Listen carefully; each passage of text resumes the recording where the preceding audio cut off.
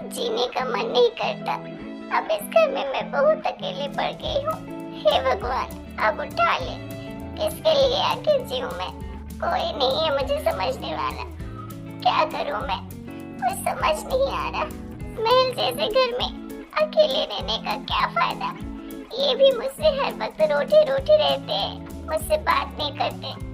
और मेरे बच्चे मुझे छोड़कर चले गए।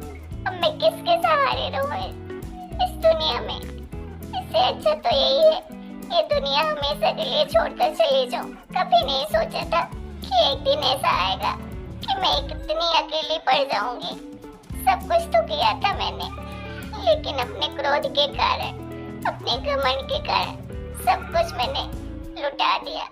सब पीछे छोड़ दिया। कुछ नहीं बचा मेरे हाथ पर।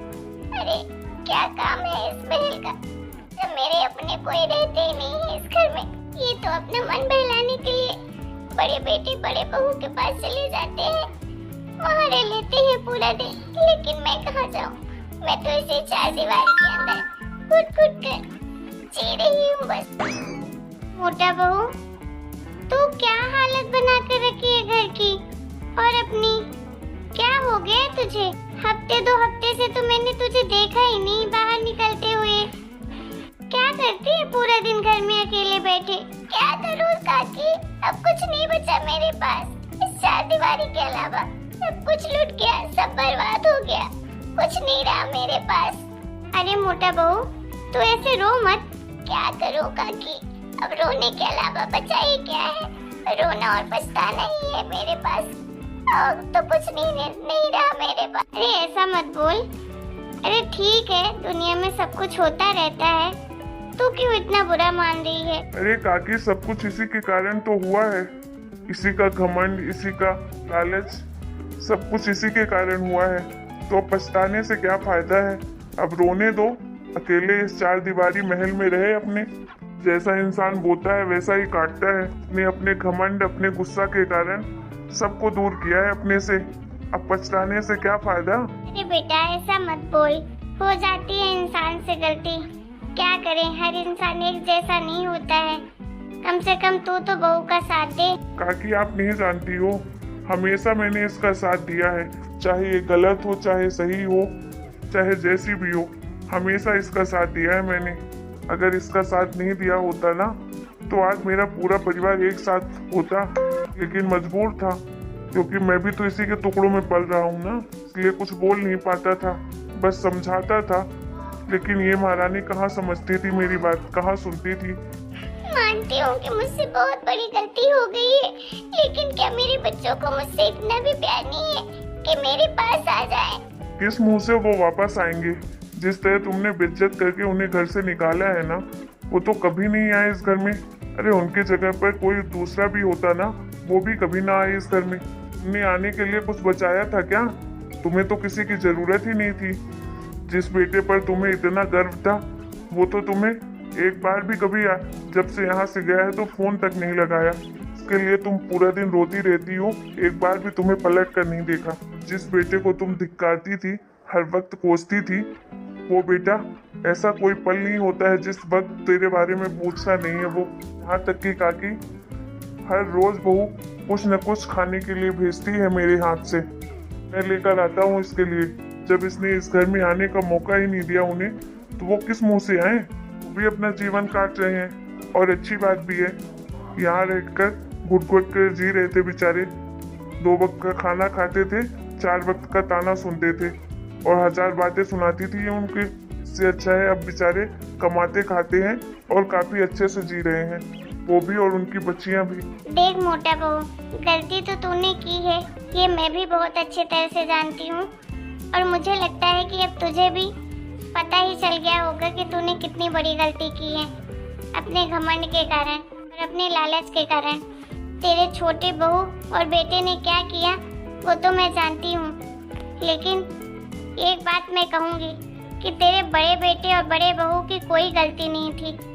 तूने उनको अपने लालच, अपनी नफरत, अपने घमंड के कारण निकाला था इस घर से। उनके साथ तो तूने बहुत गलत किया। अरे छोटी छोटी बच्चियां थी, तूने उनके बारे तक में नहीं सोचा, उन्हें घर से बाहर निकाल दिया। तो कहती थी तुझे तेरी बड़ी बहू बहुत अच्छी है, अरे ऐसी बहू कहीं नहीं मिलेगी, लेकिन तुझे उस वक्त मेरी बातें समझ ही नहीं आती थी। हाँ काकी, इसीलिए तो उसी का नतीजा भोग गई हूँ आज। मुझे भी पता है काकी, मेरी बड़ी बहू बड़े बेटे बहुत अच्छे थे, कभी मुझे पलट कर जवाब नहीं दिया, बहुत मानते थे, मान सम्मान करते थे, जैसा कहती थी वैसा करते थे, लेकिन मैंने उन्हें सुकून से इस घर में नहीं रहने दिया। उस कारण ही वो मुझे छोड़कर गए। वो मुझे छोड़कर भी नहीं गए, मैंने उन्हें मजबूर कर दिया, इस तरह जलील किया कि वो मजबूर होकर इस घर को छोड़कर चले गए। मैंने उन नन्ही सी बच्चियों के बारे में भी नहीं सोचा कि क्या करेंगी। हे भगवान, उसी की सजा मुझे भुगत रही हूँ। लेकिन काकी, अब बताओ मैं क्या करूँ? मुझे कुछ समझ नहीं आ रहा है, मेरा अब जीने का मन नहीं करता है। काकी तुम ही बताओ, ऐसा क्या करो कि सब कुछ ठीक हो जाए? तू चाहती है ना कि तेरे बेटे बहू वापस तेरे घर पास आ जाए, तो तू जा अपने बड़े बेटे या बहू के पास, वो तुझे जरूर माफ कर देंगे। बहुत अच्छे लोग हैं वो, मैं जितना जानती हूँ तेरी बड़ी बहू तो बहुत अच्छी है। तुझे हमेशा उसने माँ का दर्जा दिया है, लेकिन तूने उसे बहू तक का दर्जा नहीं दे पाई। तू जा उनसे माफी मांग, जरूर तुझे माफ करेंगे। हो सकता है वो तेरे पास वापस भी लौट आए। कम से कम तू तो अपनी तरफ से माफी मांग एक बार, आगे देखा जाएगा। अगर माफ कर देंगे तो ठीक है, नहीं मानना, माफ करेंगे तो मान लेना कि ये बस तेरे कर्मों का नतीजा है। ये सही कह रही हूँ काकी, कम से कम मेरे दिल में ये बोझ नहीं रह जाएगा।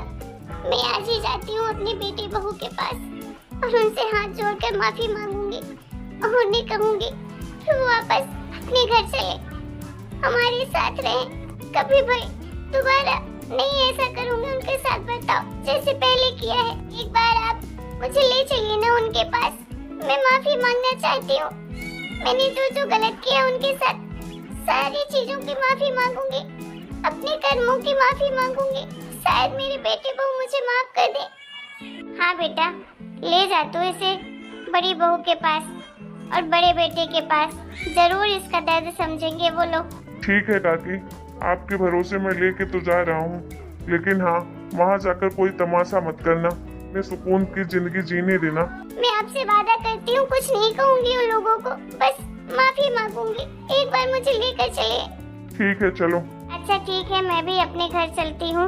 हौसला रख, सब कुछ ठीक हो जाएगा। बहुत बहुत धन्यवाद काकी, तुमने मुझे बहुत हौसला दिया। कोई बात नहीं, पड़ोसी पड़ोसी के काम आते हैं। चल मैं चलती हूँ, अपना ख्याल रखना। ठीक है काकी। काकी ने कितना समझाया था मुझे, काश मैं उस वक्त काकी की बात मान लेती तो आज ऐसा दिन नहीं देखना पड़ता मुझे। अब चलो जल्दी। ठीक है चलिए। मम्मी जी आप और पापा आप? हाँ बेटा, तेरी मम्मी जी का आज अपनी बहू से मिलने का मन कर रहा था, तो सोचा कि चलो लेकर ही चला जाता हूँ। बहुत अच्छा किया पापा जी आपने। आइए मम्मी बैठिए। आपकी तबीयत कैसी है मम्मी जी? बस ठीक है बड़ी बहू, आप लोग बैठिए, मैं चाय नाश्ता लेकर आती हूँ। अरे नहीं बहू, चाय नाश्ता नहीं करूँगी। बेटा कहाँ है? अंदर ही है, ऑफिस जाने के लिए तैयार हो रहे हैं। मैं बुलाती हूँ मम्मी जी। ए जी सुनते हैं, इधर आइए। प्रणाम मम्मी। प्रणाम पापा। अरे कुछ रहो बेटा। राहुल बेटा, तू तो अपनी माँ को भूल ही गया। अपनी माँ से इतनी नफरत करता है कि तू अपनी माँ को से मिलने भी नहीं आया कभी। नहीं मम्मी, ऐसी कोई बात नहीं है, मैं सारी पुरानी बातें भूल चुका हूँ। प्लीज अभी उन्हें दोबारा नहीं दोहराना चाहता हूँ। बेटा, आज मैं तुम दोनों से माफी मांगने आई हूँ। जितना कुछ गलत किया है मैंने तुम लोगों के साथ, उसकी माफी दे दो मुझे। बेटा, मैंने सच में बहुत गलत किया है तुम लोगों के साथ, तुम्हारे बच्चों के साथ, बहू के साथ, तुम्हारे साथ, तुम्हारे पापा के साथ। मैं बहुत बुरी माँ हूँ, बहुत बुरी पत्नी भी हूँ, लेकिन बेटा मुझे अब अपनी गलती का एहसास हो गया है। मैंने अपने ही हाथों अपना घर उजाड़ दिया है, सब कुछ बिखर गया है बेटा, कुछ भी नहीं बचा बेटा। मैं अकेली रह गई हूँ उस घर में, कोई नहीं है मेरा अब वहाँ पर। बेटा हाथ जोड़कर तुझसे माफी मांगती हूँ बहू, तो मुझे माफ कर दे। मैंने जितने ताने तुझे दिए, सारे गुनाहों की माफी मांगती हूँ बेटा। मम्मी आप रोइए मत इस तरह से, प्लीज आप माफी मत मांगे, ऐसे अच्छा नहीं लगता है। ठीक है, जो हुआ सो हुआ, अब उसमें हम क्या कर सकते हैं, अब तो बदल सकते नहीं है वो सब कुछ। आगे की जिंदगी जो है हम नए सिरे से शुरू करेंगे और हमें आपसे कोई शिकायत नहीं है। मम्मी जी, आप इस तरह से हमसे माफी मत मांगे। आपकी कोई गलती नहीं है, गलती तो हालात की थी। शायद अगर आप ये सब नहीं करती ना तो हम भी इस काबिल नहीं बन पाते।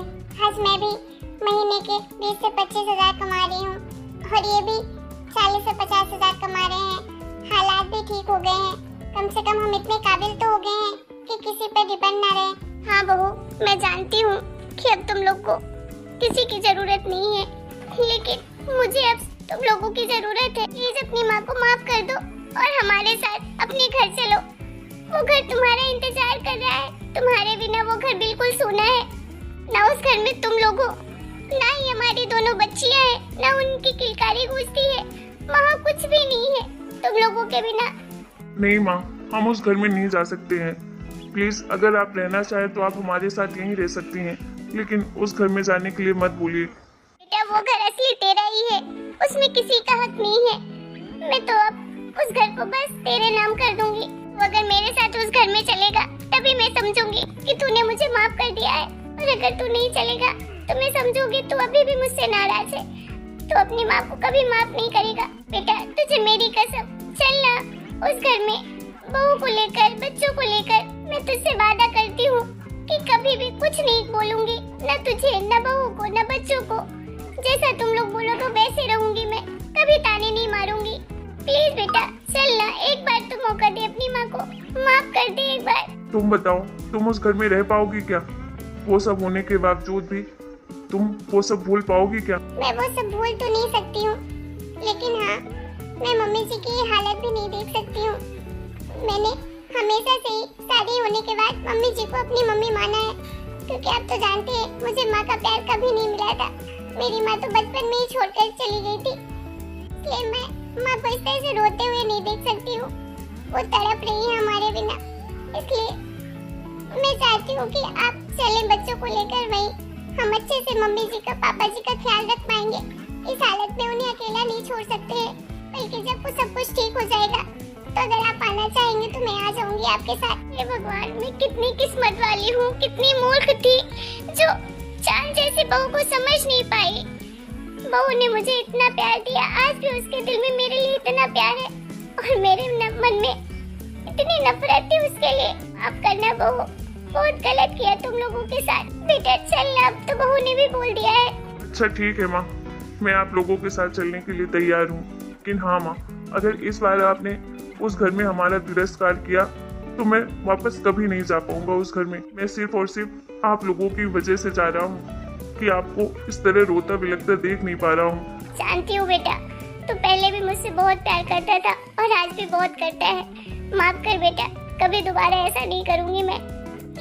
हम दादी के साथ दादी के घर जाएंगे, अपने बड़े वाले घर में। वहाँ हम खूब ढेर सारी मस्ती करेंगे दादू के साथ और दादी के साथ भी। हाँ बच्चों, हम सब एक साथ रहेंगे और बहुत अच्छे से रहेंगे, बहुत खेलेंगे एक दूसरे के साथ। हेलो दोस्तों, आपको हमारा ये वीडियो कैसा लगा कमेंट करके जरूर बताइएगा। वीडियो पसंद आया हो तो वीडियो को लाइक करना, शेयर करना और चैनल को सब्सक्राइब करना तो बिल्कुल मत भूलिएगा।